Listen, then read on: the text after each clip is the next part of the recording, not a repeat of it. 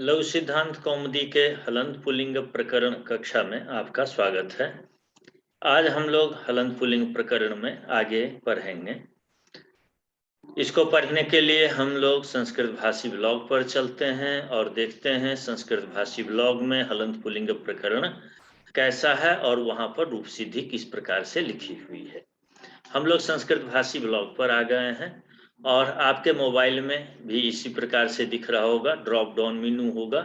Drop down menu में सबसे ऊपर में हम चलते हैं और आपको दिखाते हैं, यहाँ मेनू दिखेगा, होम दिखेगा और नीचे हम आते जाते हैं आते आते मैं लघु सिद्धांत कौमुदी पर आता हूँ और इसके अच संधि हल संधि आगे हम हलंत पुल्लिंग प्रकरण में आ गए। अब इसको सेलेक्ट करते हुए हम इंटर करते हैं और ये हलंत पुल्लिंग प्रकरण हमारे सामने खुल करके आएगा। अब इस हलंत पुल्लिंग प्रकरण में चलिए, ये हलंत स्त्रीलिंग हो गया है। मैं फिर से यहाँ से चेंज कर लेता हूँ और इसको मैं हलंत पुल्लिंग प्रकरण करता हूँ। ये हलंत पुल्लिंग प्रकरण आ गया। हलंत पुल्लिंग प्रकरण में आप लोग कुछ पढ़ चुके हैं, जिसमें से लिह शब्द की रूप सिद्धि हम लोग पढ़ चुके हैं और दुह शब्द की भी रूप सिद्धि, हकारांत जो शब्द की रूप सिद्धि है दुह शब्द की, ये भी हम लोग पढ़ चुके हैं। अब इसके बाद हकारांत शब्द ही है, द्रुह शब्द है और उसकी रूप सिद्धि हम लोग आज पढ़ेंगे इस कक्षा में। सूत्र आता है वा द्रुह मुह श्नुह स्निहाम। सूत्र आप लोग देख रहे होंगे, वा द्रुह मुह श्नुह स्निहाम। सूत्र की वृत्ति है एसाम हस्य वा घो झली पदांते च। उदाहरण के रूप में दे रहे हैं ध्रुव ध्रुव ध्रुट और द्रुड, द्रुह द्रुह आदि इसके रूप बनते हैं। अब हम लोग प्रथमा एक वचन में सुविभक्ति में एक रूप की सिद्धि करेंगे और देखते हैं कि द्रुह शब्द की रूप सिद्धि कैसे होती है। द्रुह शब्द है, सुविभक्ति लाते हैं, द्रुह सु हो जाता है। द्रुह सु में, ये सु है, सु में उकार की इत संज्ञा अनुबंध लोप कर देते हैं। अनुबंध लोप कहने का अर्थ यह होता है कि सु में उ की उपदेश नस्कित से इत संज्ञा तसिलोप लोप कर देते हैं, स शेष रहता है तो द्रुह स होता है। अब इसके बाद हलंग्या भी हो दीर्घा श्रुति से प्रिक्तम हल सूत्र आता है और यह अप्रयुक्त सकार का लोप कर देता है, शेष बच जाता है द्रुह।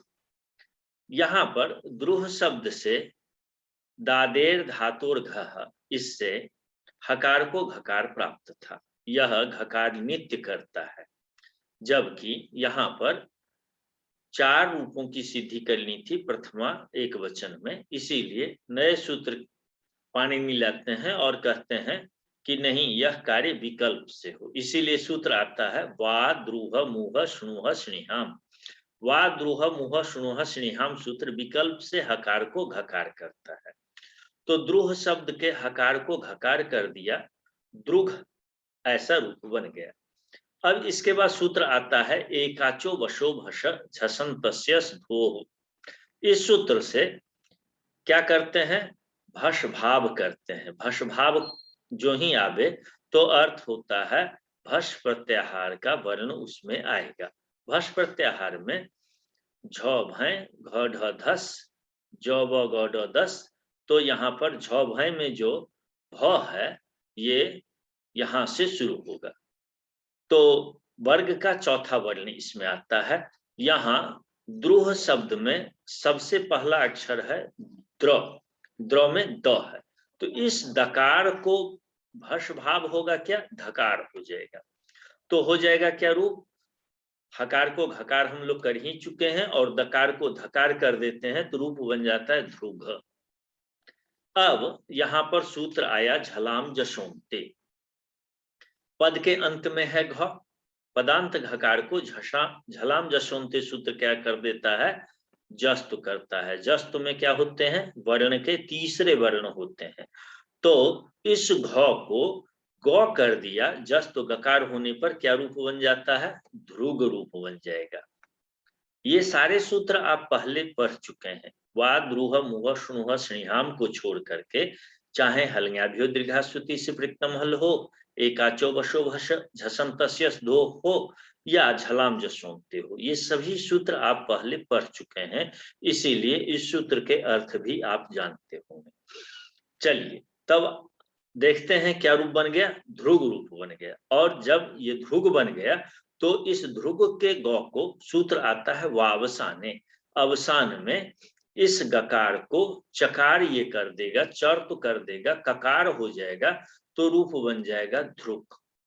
ये ध्रुक रूप बन गया। ये वावसाने सूत्र विकल्प से चर्त करता है, जिस बार यह चर्त विकल्प से करेगा तो गौ जो है वह कौ में नहीं बदलेगा। ऐसी स्थिति में क्या रह जाएगा, रूप ध्रुग ही रह जाएगा। तो हमने देखा कि द्रुह शब्द से प्रथमा एक वचन सुविभक्ति में वावसाने सूत्र जब प्रवृत्त होता है तब ध्रुक और ध्रुग ये दो रूप बन जाते हैं।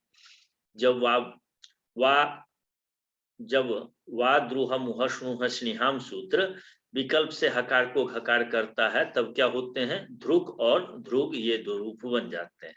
और जब यह सूत्र नहीं लगेगा तब क्या होगा, आपने शुरू में ही लिह शब्द की रूप सिद्धि में पढ़ा है, कौन सूत्र, होढ़ा। तो विकल्प पक्ष में हकार को होढ़ा से घकार हो जाएगा, और जब घकार हो जाता है हलङ्यादि लोप इत्यादि कार्य कर लीजिएगा, सु विभक्ति आएगी, हलङ्यादि लोप हो जाएंगे, सकार का लोप होने के बाद द्रुह रहता है, और उस द्रुह के हकार को पदांत में होने के कारण क्या होता है, होढ़ा सूत्र से हकार को ढकार हो गया, तो द्रूढ़ ऐसा रूप बन गया।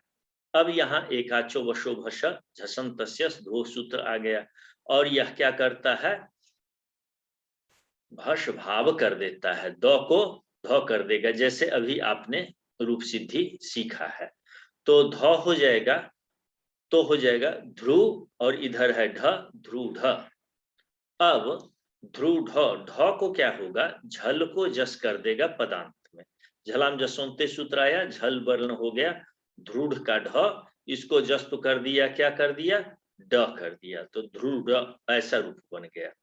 अब जब ड हो गया तब इसको वावसाने फिर सूत्र आ जाता है, यहाँ भी वावसाने सूत्र है, और यह पदांत देखते ही डकार को विकल्प से चर्त कर देगा। चर्त क्या होगा, टवर्ग का यह वर्ण है डकार, ट ठ ड, तो टवर्ग का ही पहला अक्षर हो जाएगा, तो क्या रूप बन जाएगा, ध्रुट, ऐसा रूप बनेगा।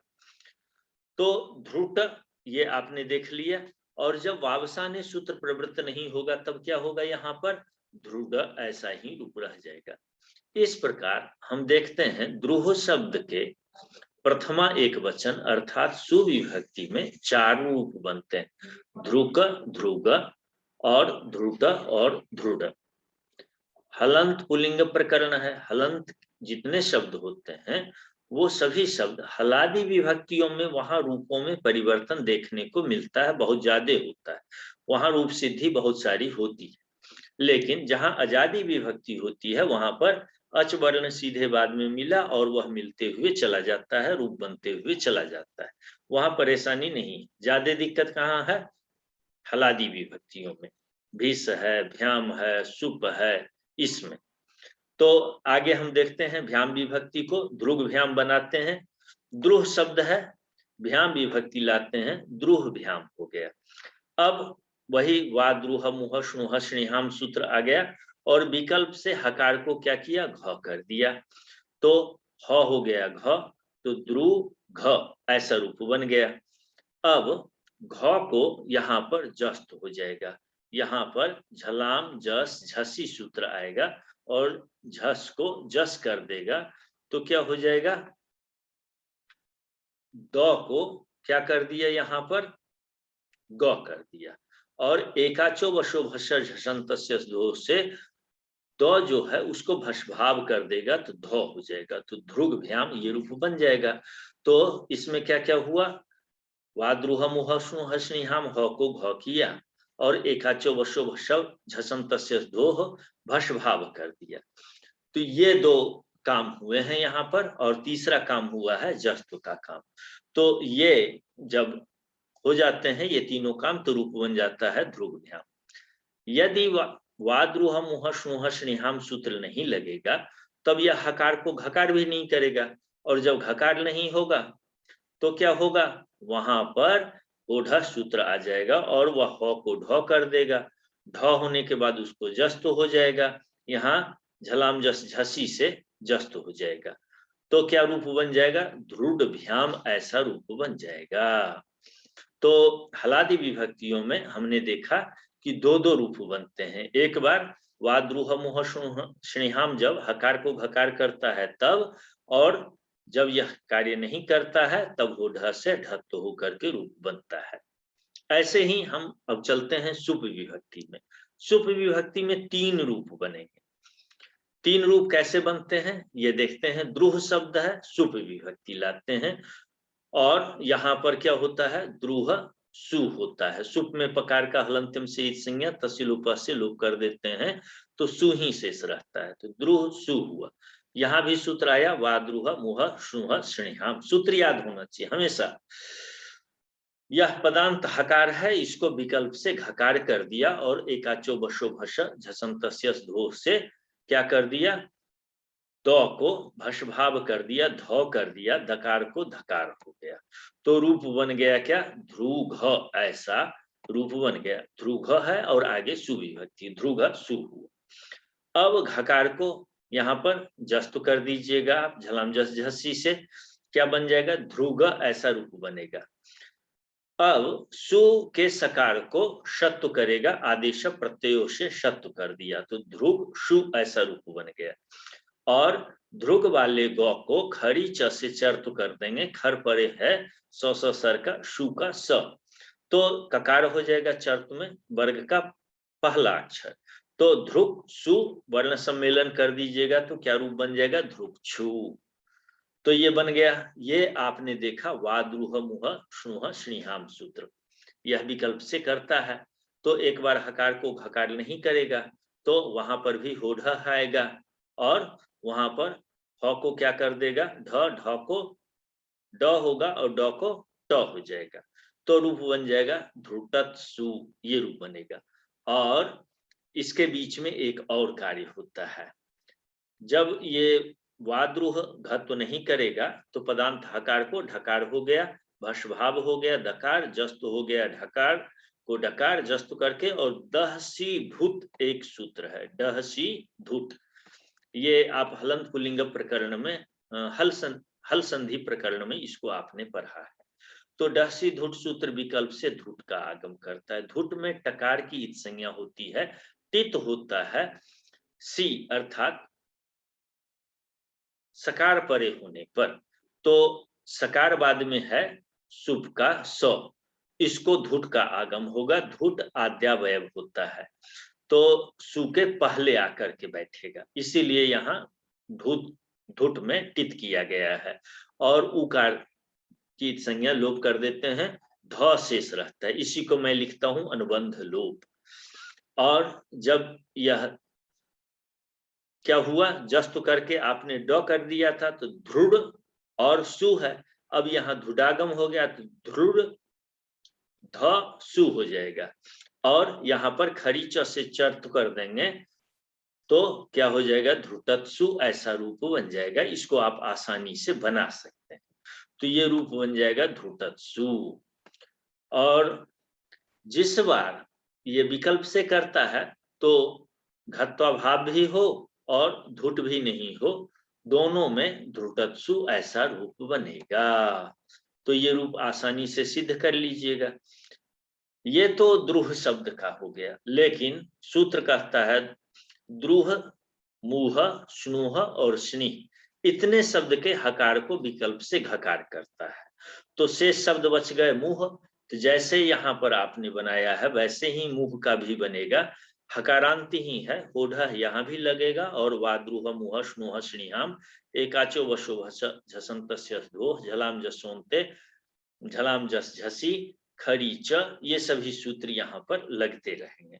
तो मुह शब्द हकारांत शब्द का रूप बना लीजिएगा, मुक मुग बनेगा, भ्याम में मुग भ्याम बनेगा, मुड भ्याम बनेगा, और सुप विभक्ति में मुक्षु मुटत्सु मुटसु ये रूप बनते चले जाएंगे। ऐसे ही स्नु शुनुक शब्द से बन जाएगा, शुनुक शुनुग बनेगा।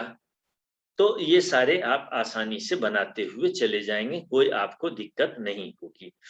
अब हम आगे चलते हैं, देखते हैं आगे हकारांत शब्द को छोड़ करके और कौन कौन से शब्द यहाँ पर हैं। इसके बाद आता है सूत्र धात्वादेह सहसः। धात्वादेह सहसः सूत्र को हम लोग अगली कक्षा में पढ़ेंगे, आज इतने ही पढ़ना है आपको। मैं एक और यहाँ पर जब हम पढ़ने के लिए आए हैं तो एक और साइट से मैं आपको परिचय करा दूं।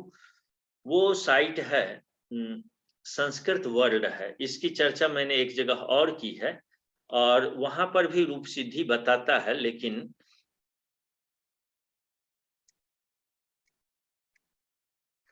जब एक बार आप इसको समझ लेते हैं रूप सिद्धि को, उसके बाद ही हम इसको समझ पाते हैं। तो इसीलिए जरूरी हो जाता है कि हम पहले क्या करें, एक बार यहाँ रूप सिद्धि प्रक्रिया को समझ लें और फिर उसके बाद हम किसी सॉफ्टवेयर के थ्रू उसको रूप सिद्धि को हम देखेंगे। तो हम चलते हैं संस्कृत SANSKRIT संस्कृत वर्ड को हम लोग खोजते हैं और देखते हैं क्या रूप वहां से कैसे हम रूप सिद्धि कर सकते हैं। तो आया मैं संस्कृत वर्ल्ड में, यहाँ पर मैं स्क्रीन शेयर करता हूँ और हम यहाँ पर लिखते हैं संस्कृत वर्ल्ड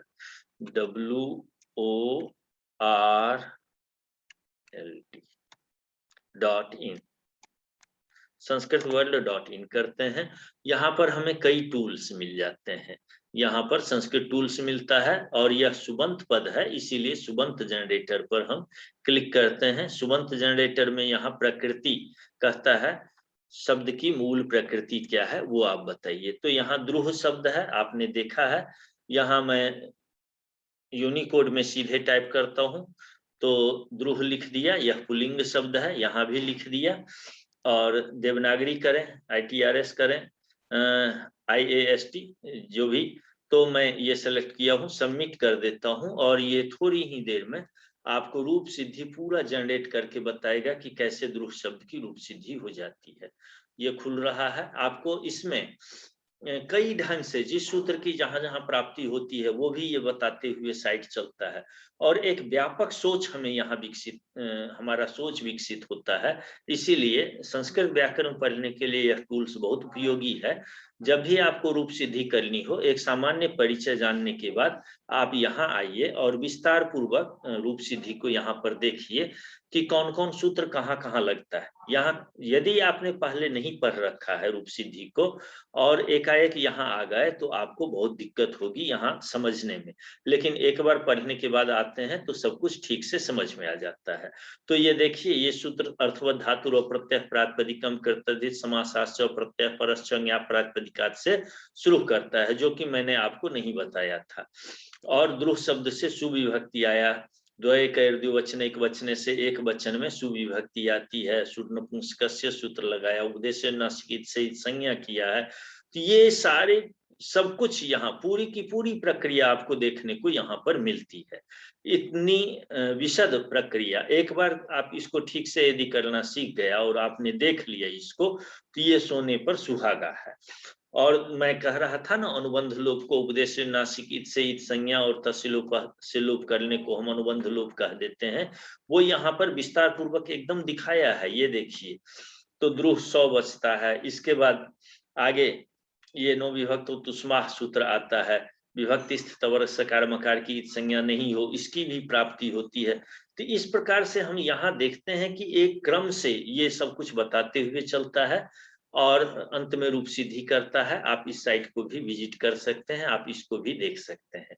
ये बहुत ही उपयोगी साइट है और संस्कृत व्याकरण सीखने के लिए आपको मार्गदर्शक का काम करता है। तो बस आज इतने ही, कल हम फिर आगे दूसरे शब्द की रूप सिद्धि को पढ़ेंगे। तब तक के लिए नमस्कार। आप लोग संस्कृत भाषी ब्लॉग पढ़ते रहिए और यदि कहीं त्रुटि यहाँ पर दिखे तो अवश्य सूचित कीजिए। जब तक इसका एक बार अवलोकन आप नहीं कर पाएंगे, ठीक से इसको नहीं देख पाएंगे और अपनी शंकाएं यहाँ नहीं रख पाएंगे, तब तक हम भी इस साइट को बेहतर नहीं कर पाएंगे।